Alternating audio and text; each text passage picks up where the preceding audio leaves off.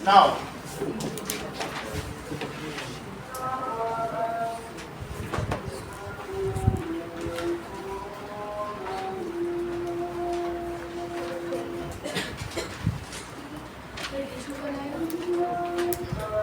हाँ आएगा। कल आएगा।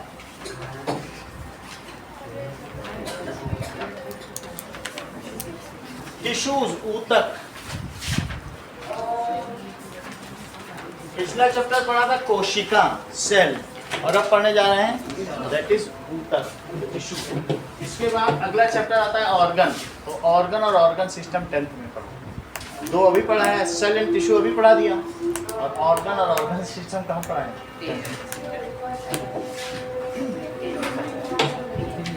चलिए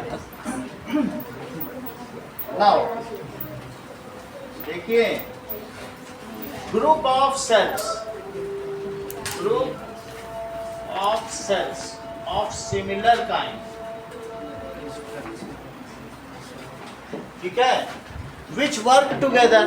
सेम काइंड के सेल अगर एक साथ हो जाएं और एक साथ ही काम भी करें, विच वर्क टुगेदर, सिमिलर काइंड के हो जाएं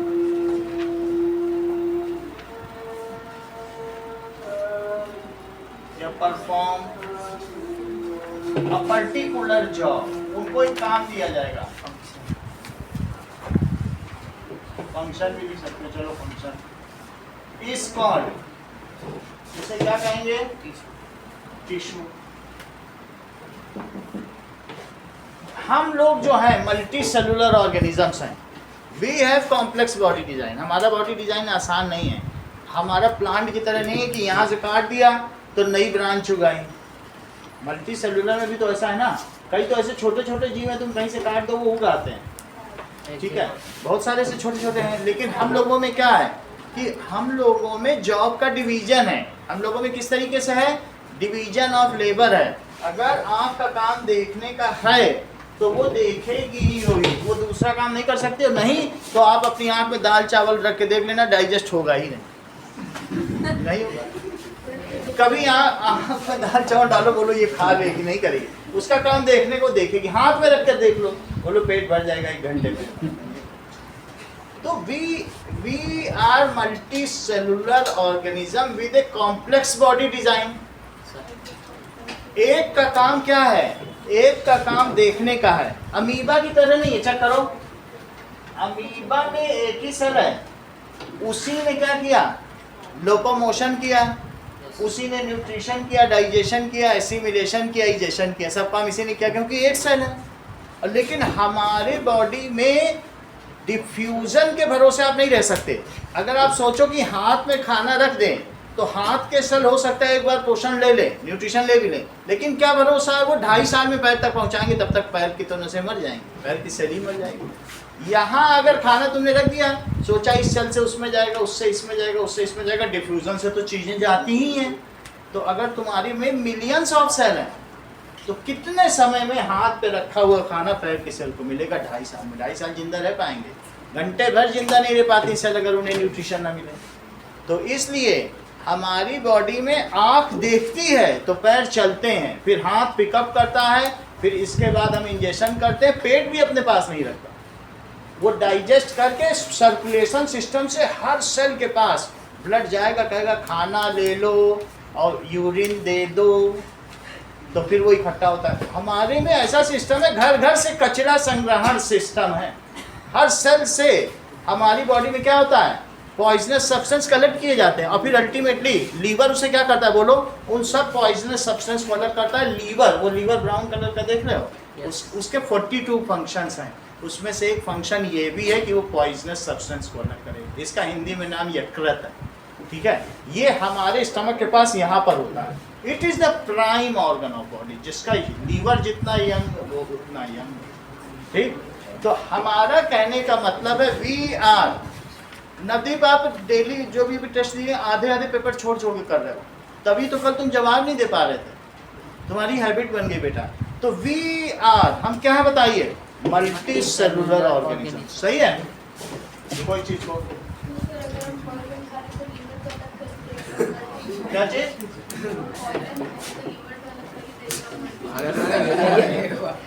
पॉइजन खाने में जितना एक उसकी कैपेसिटी है, बहुत सारे ऐसे तुम लोगों ने कहते हैं विष कन्या, तो वो बचपन से कहानी ये सुने होंगे, इनके आसपास होगी विष कन्या, हम ऐसा नहीं कह रहे हैं, ये बहुत अच्छी बात है। वो खाते खाते उनका लीवर इस कैपेसिटी का हो जाता है, वो पॉइजन अलग कर देता है, बचपन से खिलाया जाता है।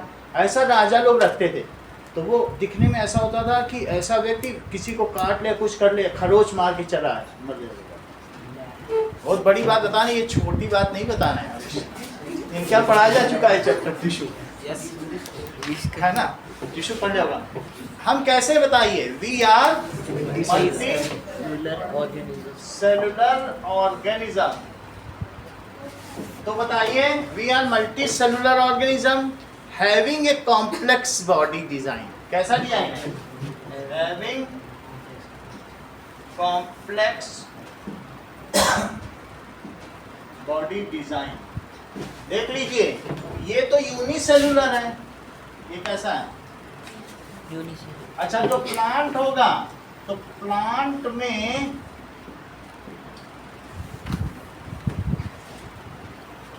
ये दो चीजें हैं कि एक इसमें, इसके पास दो ही ऑर्गन है, कौन कौन से बोलो?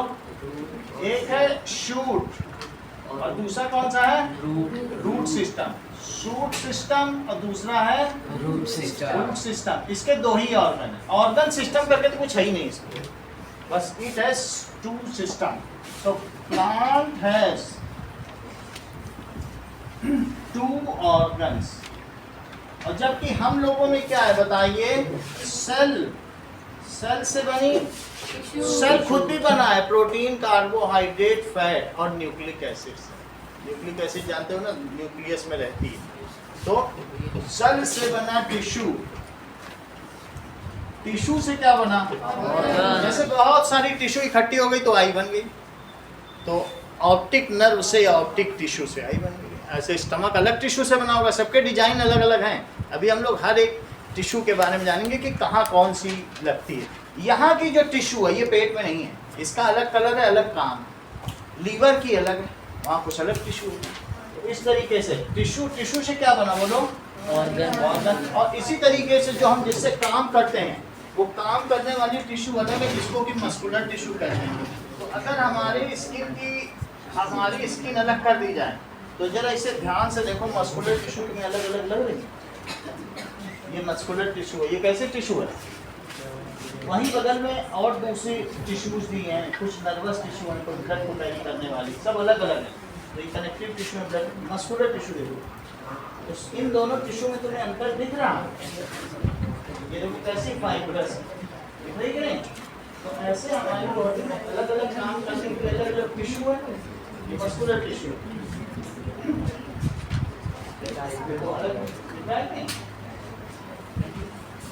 जो लोग चिकन खाते होंगे वो इससे फैमिलियर होंगे। देखिए ध्यान, मस्कुलर टिश्यू देखो, और इसके बगल में ब्लड जा रहा है, वो कनेक्टिव टिश्यू। कैसी अलग से नहीं?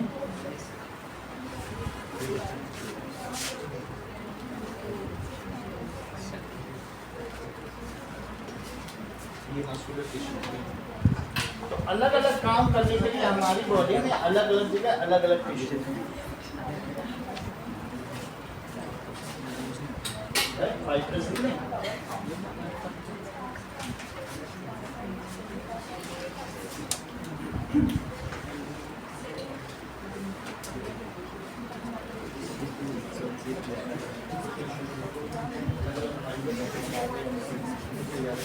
अब देखो, सेल से बना टिश्यू, टिश्यू से क्या बना? ऑर्गन बना। और ऑर्गन से क्या बनेगा? Organ system. ऑर्गन सिस्टम से क्या बन जाएगा? बॉडी।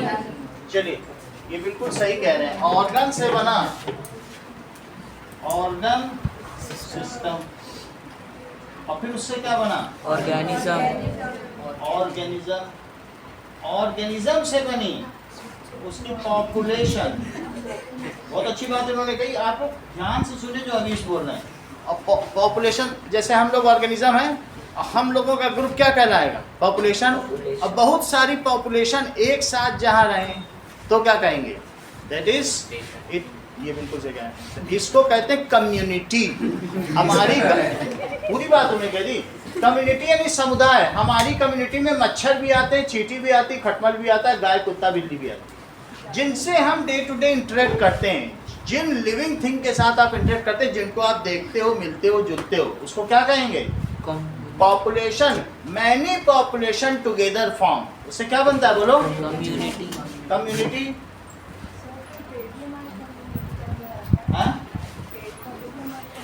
हाँ, पेड़ पौधे भी आते हैं, जो लिविंग थिंग्स है। अब कम्युनिटी में अगर एक कम्युनिटी में दो चीज जोड़ दो, एयर, लैंड, वाटर, तो क्या बन जाएगा? इकोसिस्टम, पारिस्थितिकी तंत्र। इसमें क्या जोड़ दो बोलो? प्लस क्या कर दो? एयर, लैंड, वाटर, तो बन जाएगा इकोसिस्टम। जैसे इकोसिस्टम है फॉरेस्ट, फॉरेस्ट देखा है ना, उसमें दोनों चीजें आती जो आपस में इंटरेक्ट करती हैं। आप सिर्फ कम्युनिटी से लेन देन नहीं कर रहे हो, आप इन सबसे निर्जीव वस्तुओं से भी, इनएनिमेट या एबायोटिक कंपोनेंट से भी सांस ले रहे हो, वो पानी पी रहे हो कि नहीं पी रहे हो। तो we not only interact with कुत्ता बिल्ली, we also interact with air, water, करते हैं कि नहीं? तो इन सब को मिलकर जो बनता है उसे क्या कहते हैं? इकोसिस्टम। जब ह्यूमन इंटरफेरेंस से क्या चीज डिस्टर्ब होती होगी? इकोसिस्टम। और इकोसिस्टम के बाद आता है बायोस्फीयर। ये हमारा टोटल स्ट्रक्चर। इसके बाद क्या आ जाएगा? बायोस्फीयर। और बायोस्फीयर एक बहुत बड़े सेंस में लिया गया है कि total belt where the life form exist, चाहे वो लिथोस्फीयर हो, चाहे हाइड्रोस्फीयर हो, और चाहे एटमॉस्फेयर हो, total belt of the earth where life exist, it is called biosphere. फिर भी मेरा कहने का मतलब है, अगर हम ऑर्गेनिज्म लेवल पर भी हैं तो क्या हम कॉम्प्लेक्स बॉडी डिजाइन नहीं है? जबकि प्लांट में तो ऑर्गन तक ही पहुंच पाया है, जो ऑर्गन है, हमारे में तो ऑर्गन सिस्टम है, सही है? तो इसलिए क्या होगा बताइए? ये दोनों इसके क्या है प्लांट के? ऑर्गन। एमसीक्यू में पूछा गया है, तो पूछा गया प्लांट में कितने ऑर्गन होते हैं, 2 लिखना। अगला देखो, we are having complex body design. So complex body design क्या होती है? It is not in direct contact with environment. जैसे अमीबा है, तो क्या हमारे अंदर के जो सेल्स हैं वो बाहर वाले एटमॉस्फेयर में है? नहीं है ना।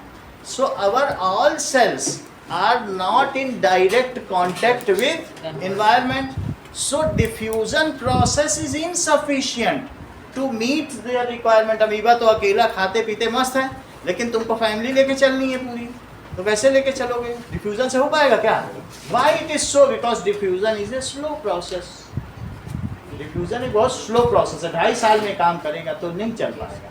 That's why division of labor takes place in multicellular organism. Some organisms observe the food, other organism grab the food, other organism take it inside, some are digesting and some are transporting पूरी body में। और body में transport करेंगे, transport करने के बाद क्या होगा? Some system is made to take the waste to a central location so that it is excreted out. इतना सब काम अलग अलग लोग मिलके करते हैं। फूड तक जाने के लिए भी, स्वयं की सुरक्षा के लिए भी, सबका काम अलग अलग बटा हुआ है। इस चीज को क्या कहते हैं? Division of labour.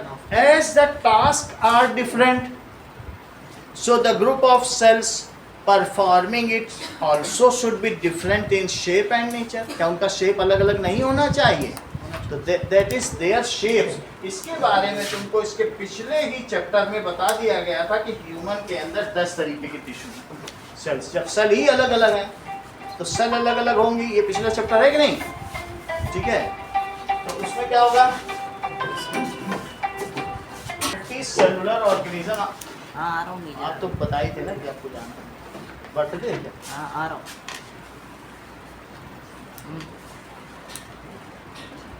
ठीक है। बर्थडे है पोस्टिंग जा रहे हैं ना। अच्छा, अब आगे कोई सारी बात देखो, ये बहुत महत्वपूर्ण है, इस पर 2-3 सवाल बनते हैं। Having complex body design, our all cells, ठीक है, हमारे सभी cells are not in direct contact with environment. Sir ये सेकंड क्वेश्चन का आंसर है। What is the utility of tissue in multicellular organism? मिनटेक्स में देखो,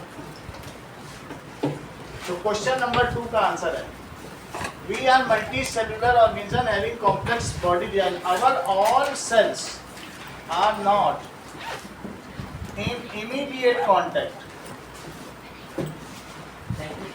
वेलकम कॉन्टैक्ट विद किसके कॉन्टैक्ट में विद एनवायरमेंट एटमॉस्फेयर के कांटेक्ट में ही ना it is not in contact with environment so diffusion can not fulfil the need of all cells. Why it is so? As it is very slow process. इसलिए in this case the division of labor takes place in multicellular organism. कुछ लोग कुछ काम करते हैं मिलजुल के करते हैं. इवन हमारी बॉडी में 12 ऑर्गन सिस्टम है. Respiratory system, reproduction system, excretory system, circulatory system, control and coordination system और न जाने कितने सिस्टम. तो सब सिस्टम 12 सिस्टम मिल के तब हमारे यहाँ काम. और हर सिस्टम में 10 ऑर्गन्स हैं. सिर्फ डाइजेशन में देख लो ऊपर से नीचे तक 10 ऑर्गन. ऐसा होता है कि नहीं होता? सो क्या होता है बताइए. It is very slow process. तो फिर क्या होगा? So division of labour takes place in multi cellular organism to continue life process. जीवन प्रक्रिया को चलाने के लिए हमें किस चीज़ का होता है? काम का बंटवारा होता है. हर एक सेल तो नहीं ले पाएगी ना खाना कि हर सेल को खाना मिलेगा. कोई खाना पहुंचाए, कोई खाना खाने तक पहुंचे, और कोई मसल वाला है तो खाने के लिए लड़े भी. इसको लड़ना है खाने के लिए. काम तो हम करते हैं, वो भी लड़ाई ही तो है. Survival of the fittest. इस संसार में योग्यतम की उत्तरजीविता का सिद्धांत. जो जितना योग्य है वही जीव से ही जीवित रहने का अधिकार है. ये डार्विनवाद है. ये किसका नियम है? दैट इज चार्ल्स डार्विन ने कहा. ऐसा तुम पशुओं में भी देख सकते हो. जो बेस्ट है उसी कुत्ते को रोटी मिलेगी और बाकी भौंक के भगा देंगे. होता है कि नहीं होता? Survival of the fittest. सही है. तो हमें भी खाने के लिए स्ट्रगल तो करना पड़ रहा है. अगर मान लो खाना मैं खुद बना लेता तो क्या यहाँ 5 घंटे घर पर पढ़ाता, यहाँ खड़ा हो जाता, पेड़ की तरह खाना बनाता, तोड़ के फल खा लेता. ये सब खाना मैं नहीं बना. मेरे अंदर फोटोसिंथेसिस नहीं हो रही. सारी प्रॉब्लम तो इसी बात की हो रही है. फोटोसिंथेसिस कर लेता, पेड़ को कोई नौकरी करनी क्या? किसी से नौकरी मांगे. तो वृक्ष कबहु नहीं फल भगे, नदी ने संचय नीर, और परमारथ के कारण साधुन धरा शरीर. ये बात तो सही है कि नहीं? तो इसलिए यहाँ क्या बताई गई है? It is slow process. Diffusion तो उनकी फुलफिल नहीं कर सकता. So there is a division of labour in multi cellular organism.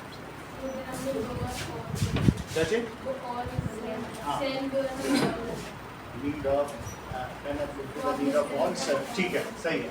Need of all cells as it is very slow process. So division of labor takes place in them. ठीक है. Division of labor takes place in them. Some इसलिए क्या होगा? Different tissue, जो different tissue है perform different job under coordination. Coordination to sustain life processes.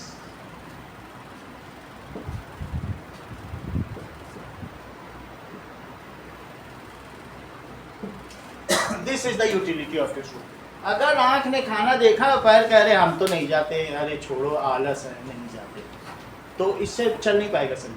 अगर हाथ खाना ले जाए मुँह के हम तो खुलेंगे नहीं. लगा दो दाल चावल पूरा, खुले ही ना मुँह, तो क्या चल पाएगा शरीर? अगर हाथ यहाँ जा रहा है तो मुँह को खुलना चाहिए. आंख देख रही है तो पैर को दौड़ना चाहिए कि नहीं? यही कोऑर्डिनेशन. तो यही utility. This is the utility of tissue. समझ में आ गई बात? बोलो. This is utility of tissue. अब हम देखेंगे कि टिश्यू 2 तरीके के होते हैं. एक प्लांट टिश्यू होता है और दूसरा एनिमल टिश्यू होता है. Tissue are of 2 types.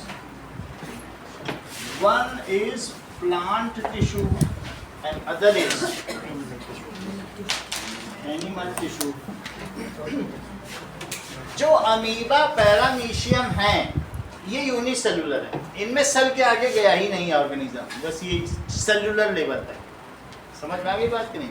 और थोड़े और चले जाओ आगे, स्पाइरोगाइरा एल्गे, तो उनमें थोड़ा बहुत टिश्यू लेवल दिखता है, और बहुत ज़्यादा जाओगे तब फिर टिश्यू लेवल, धीरे धीरे आगे बढ़ते बढ़ते सेल लेवल, फिर टिश्यू लेवल, फिर किसी में ऑर्गन लेवल है, वो अगला चक्कर होगा, उसमें हम लोग संगठन देखेंगे ये सारा कहाँ तक किसका गया। सही है?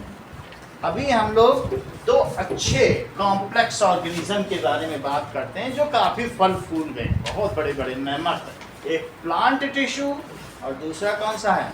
प्लांट टिश्यू क्या चीज हो? ओके,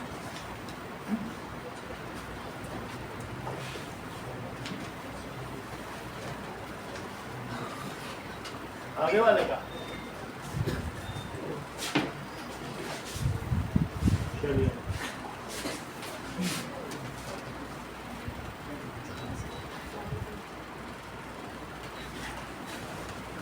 अब आगे देखो। प्लांट टिश्यू तीन तरीके के होते हैं तृप्ति, कौन कौन से होते हैं बताओ? पहले दो तरीके के देखो, एक वो होते हैं जो रैपिडली डिवाइड करें, उनको क्या कहेंगे? Meristematic tissue. मेरिस्टेमेटिक। और जो डिवाइड ना करें उनको क्या कहेंगे? Permanent tissue. Permanent tissue. तो मेरिस्टेमेटिक टिश्यू देखेंगे। परमानेंट वो होते हैं, वो हम आगे देखने वो भी कई होते हैं। चलिए, मेरिस्टेमेटिक टिश्यू देखो, that is tissue found in plant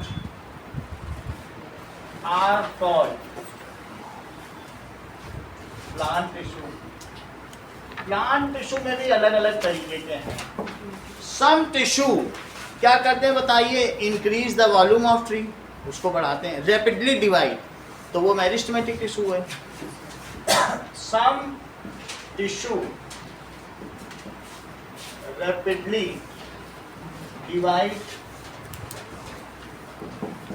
to increase volume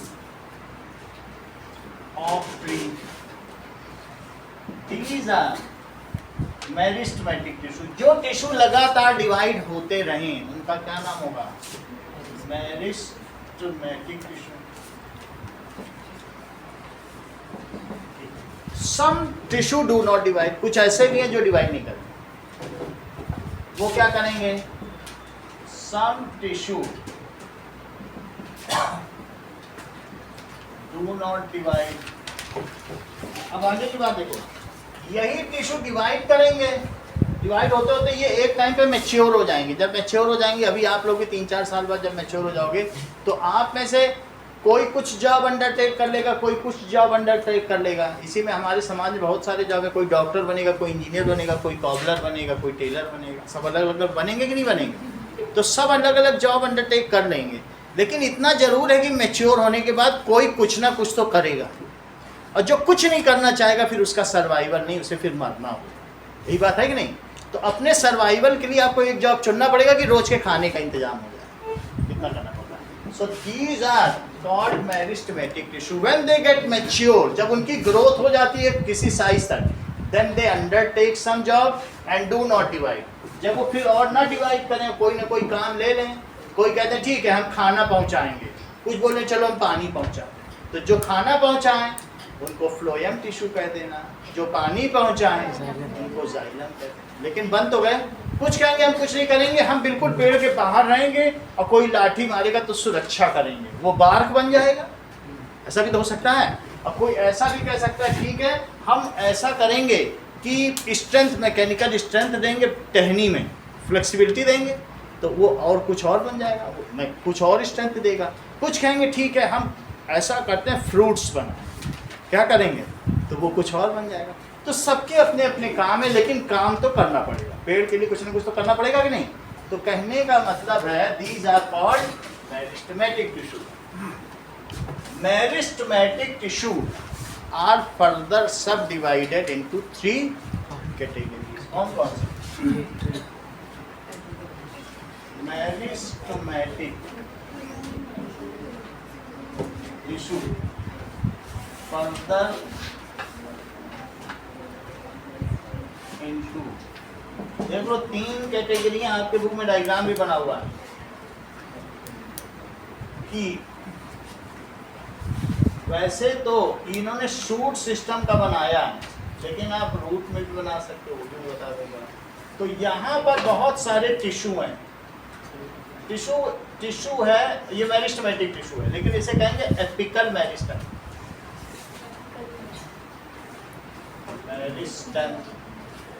कुछ ऐसे होंगे जो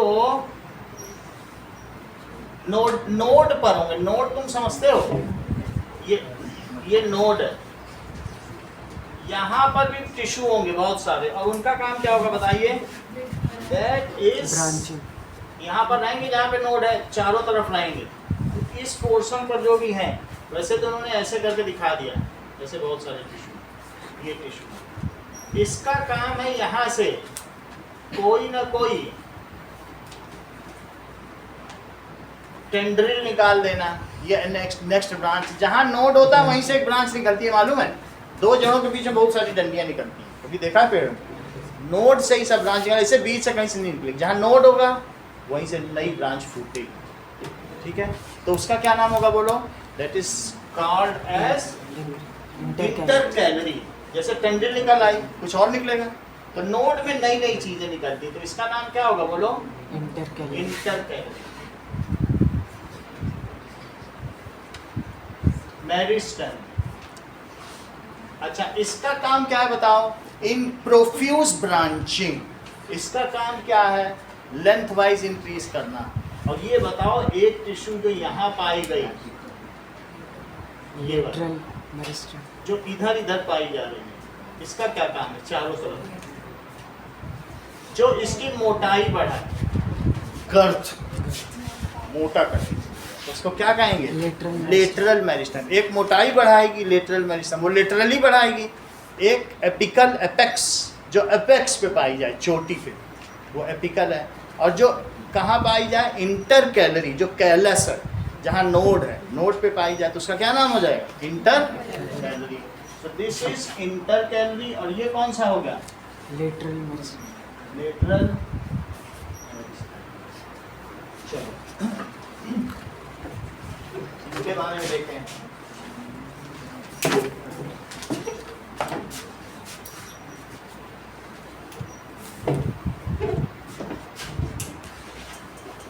So these are location of meristematic tissue in plant body. Meristematic tissue बहुत तेजी से बढ़ती हैं। कभी आप एक प्याज को लो और उसको ग्लास में पानी भरकर, जैसा आपकी बुक में दिखाया गया है, उसमें डाल दो। आप उसको डुबो भी मत, सिर्फ ऐसे रख दो, तो थोड़े दिनों में आप क्या देखोगे कि उसको मॉइस्चर मिलता रहेगा। और मॉइस्चर मिलने की वजह से क्या होगा कि ये जो सिर्फ ऐसा ही नहीं है कि ये जो प्याज आपने डाली है, ठीक है, वो ग्लास आपने डाल दिया, तो ग्लास में अगर सिर्फ इस तरीके से डालो, बस ये एग्जैक्ट यहाँ तक भी रहे, किसी तरह से अटक के रहे, तो क्या होगा? अब देखिए, धीरे धीरे थोड़ा सा पानी डाल दो, इसमें से बहुत रूट्स निकलने लगे, वो ये पानी को पहुंचा देंगे। और इतना ही नहीं, इसके ऊपर एक ग्रीन बड भी निकलने लगेगी। तो इसमें कहीं ना कोई ऐसी चीज है कि 1 हफ्ते के अंदर आप इसमें रैपिड ग्रोथ देखोगे। वैसे भी आप लोगों ने प्याज में से, तो प्याज एक बल्ब है, और इसमें से उगते हुए तो देखा होगा ना, ऐसे निकल जाता है कि नहीं बाहर? तो इट इज, ये जो नीचे निकली है, ये भी मेरिस्टेमेटिक टिश्यू है, और जो ऊपर उठी वो भी क्या है? मेरिस्टेमेटिक टिश्यू, ठीक है? ये वीकली भी देखा जा सकता है। एक प्याज बस रख दीजिए आप ग्लास में, देख लीजिए। These are meristematic.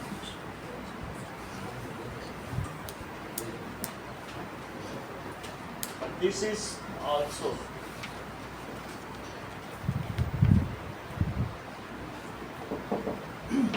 प्याज एक स्टेम है जिसमें ऐसा दिखाया गया। अब आगे देखिए, लोकेशन ऑफ मेरिस्टेमेटिक टिश्यू अगर आपसे पूछा जाएगा तो यही डायग्राम बनाएंगे आप। लोकेशन ऑफ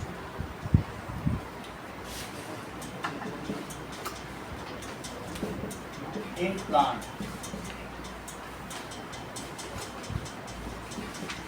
अगला देखिए,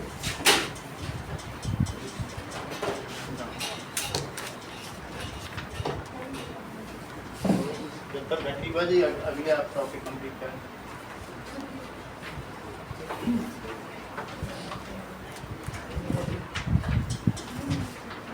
ना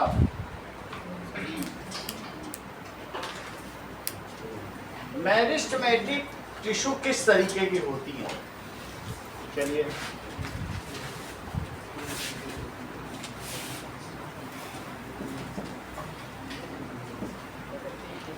These are, ये ऐसे नेचर की होंगे meristematic tissue, oval in shape. और इसमें क्या चीज होगी? ये देखिए, meristematic tissue are oval in shape. ये देखो,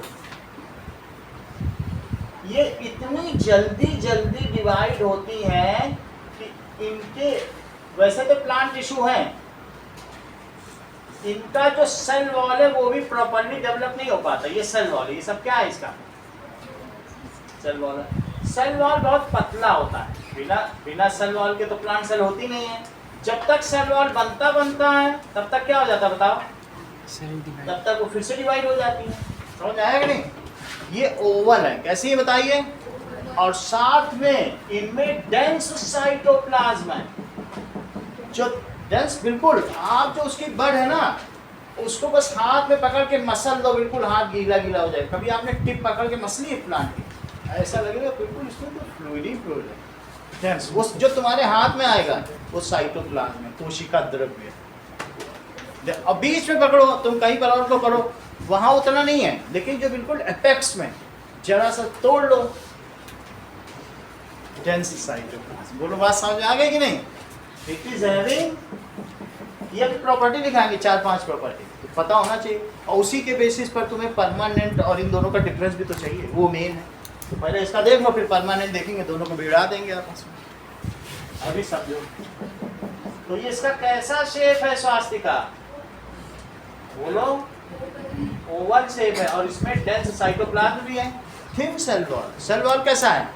थिन है, ठीक है। और चीजें देखें, जैसे एक जनरेट हुआ, फिर दूसरा जनरेट हुआ, फिर तीसरा, चौथा, बीच में जो इंटरसेलुलर स्पेस है वो अभी बन ही नहीं पाता है, उतनी जगह नहीं, बनते जा रहे हैं, बीच में छोटा हो रहा है, उसी से तो बढ़ते जा रहे हैं ना।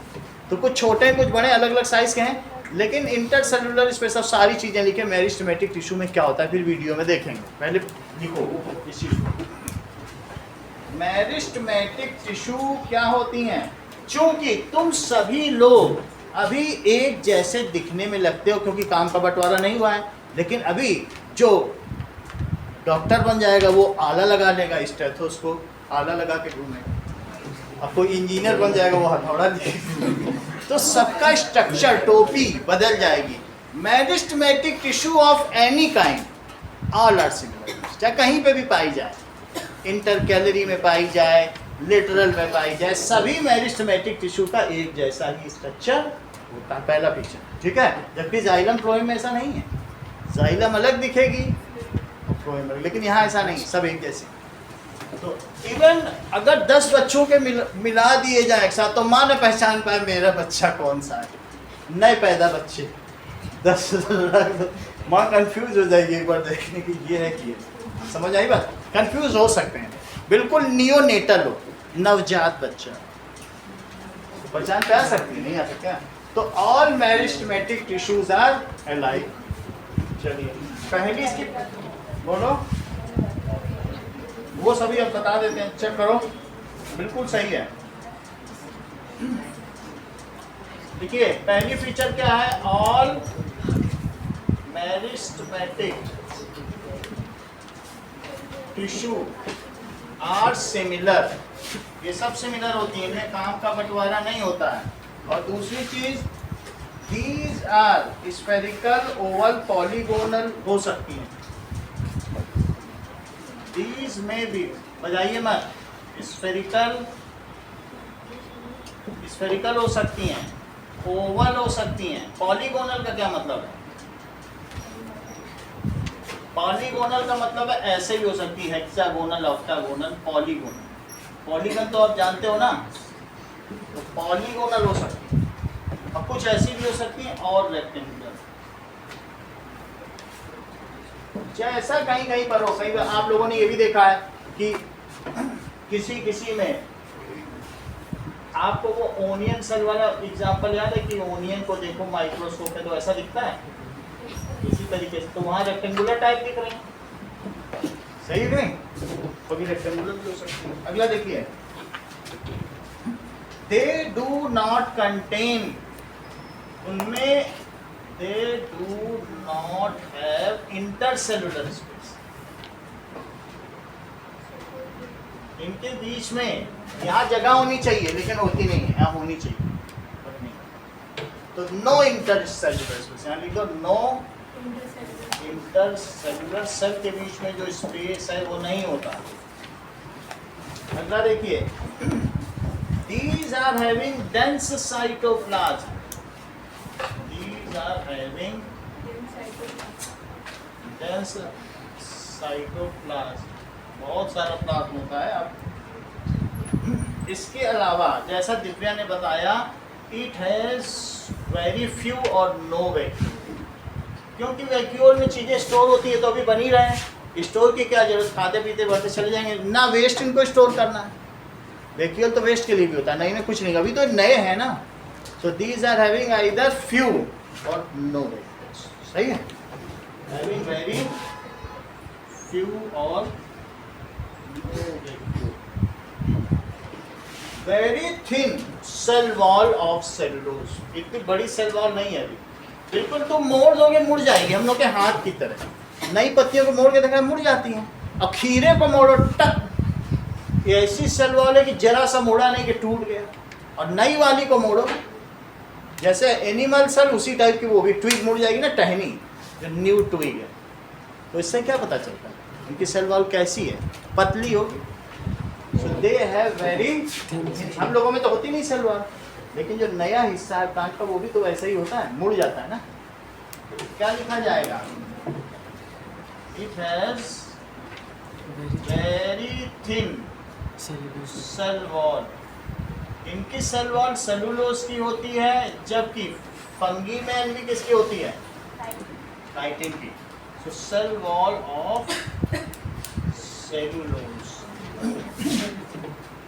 चलिए, meristematic tissues are found in growth region of plant, that is intercalary, apex of root and shoot and at the lateral portion, that is the girth. Girth का क्या मतलब है, periphery of vascular bundle. Vascular bundle तुम लोग जानते हो क्या होता है, चलो देखें,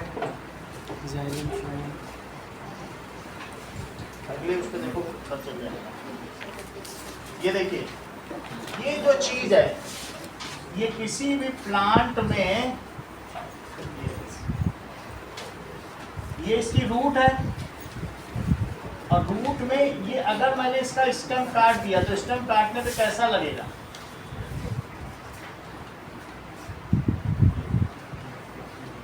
इस चीज को कहते हैं पूरा नीचे तक गया है, और कहां तक गया है, पूरा रूट तक गया। ये हर एक बंडल को, इसको क्या कहते हैं,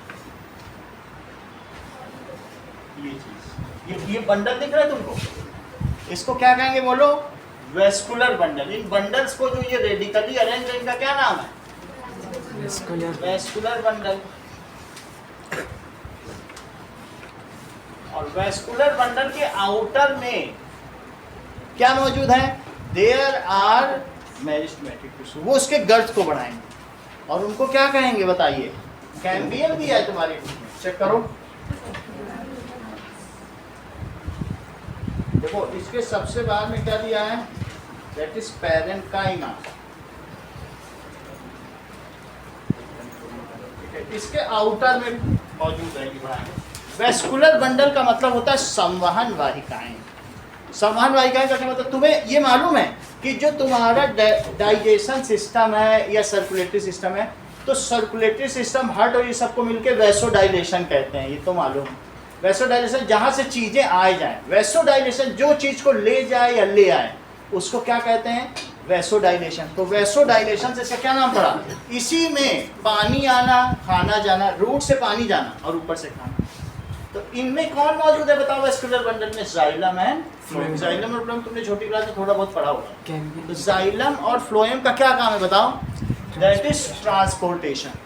तो इसके चारों तरफ कौन है बोलो, जो इसकी मोटाई बढ़ाता चला जाए, दैट इज लेटरल मेरिस्टेम। कौन मौजूद होगा, अभी दिखाया था कि नहीं, जो चारों तरफ इसकी थिकनेस बढ़ाता चला जाएगा। तो लेटरल मेरिस्टेम कहाँ पर होगा, इसी के चारों तरफ होगा, वो और मोटा करता चला जाएगा। तो ये कहाँ कहाँ पाए जाते हैं स्वास्तिका, भी 3 चीज बताई बोलो। बहुत अच्छा, जैसा स्वास्तिका के एक्सप्रेशन से प्रतीत होता है कि it is found at root, tip of root and tip of shoot, also at the nodal position, जहां पर क्या पाया जाता है, that is node of branches, जहां पर नई ब्रांच निकलती हैं। और तीसरी चीज स्वास्तिका ने क्या बताई, at the periphery of vascular bundle. बहुत बात है, इतना बताता हूं। चलिए अब इस चीज को लिखें, इसकी अकरेंस अभी हमने देखा, इसकी प्रॉपर्टी, और दूसरी चीज क्या है, पाया कहाँ जाता है। सही है, अकरेंस देखिए कहाँ पाई जाती है, इट इज फाउंड कहाँ पर, एट टिप ऑफ, एपेक्स का क्या मतलब होता है, tip of root and shoot. और दूसरी चीज कहाँ पाई जाती है, इट इज एट इंटरनोड। जब मैं इंटरनोड बता रहा हूं अभी, इसका मतलब है base of leaves, base of leaves में पाई जाएंगी। और एंड अराउंड वेस्कुलर बंडल, और क्या पाई जाएंगी बोलो, अराउंड